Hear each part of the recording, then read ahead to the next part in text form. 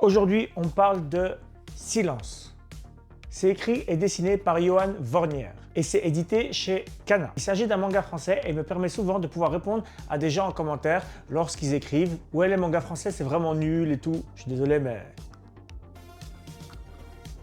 Et je suis même pas français. Donc vraiment, et ça là, c'est à lire. Avant de rentrer dans le vif du sujet, je tiens à rappeler que c'est le genre de manga que vous pouvez faire lire à n'importe qui.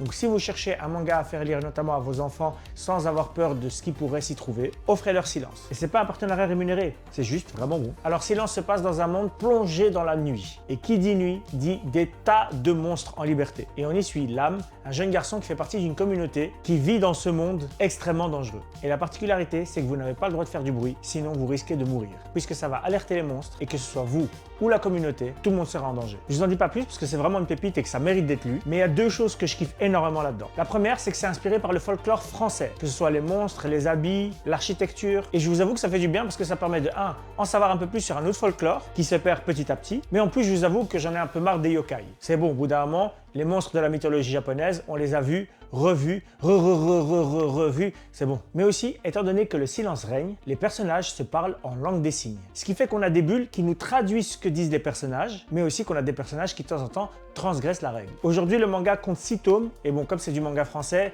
le rythme de parution n'est pas le même, mais n'attendez pas que ce soit fini pour le lire. Même si ça met du temps, c'est important de soutenir dès maintenant ce genre de manga pour qu'on puisse justement avoir une fin. Et peut-être même un autre manga de la même personne plus tard. Et comme vous le savez, l'une des choses les plus importantes pour moi, c'est le dessin.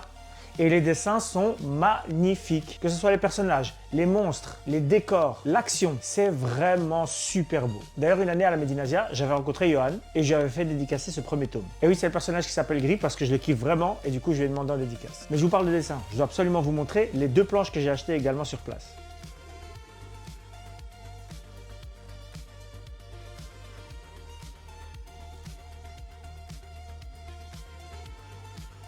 Et bien sûr, le dessin, ça ne fait pas tout, mais l'histoire est également super bien écrite. Le mystère du concept et la manière dont on arrive à avoir des réponses donnent envie de dévorer chaque tome à chaque sortie. Donc voilà, c'était Silence, et nous on se retrouve la semaine prochaine pour une nouvelle recommandation.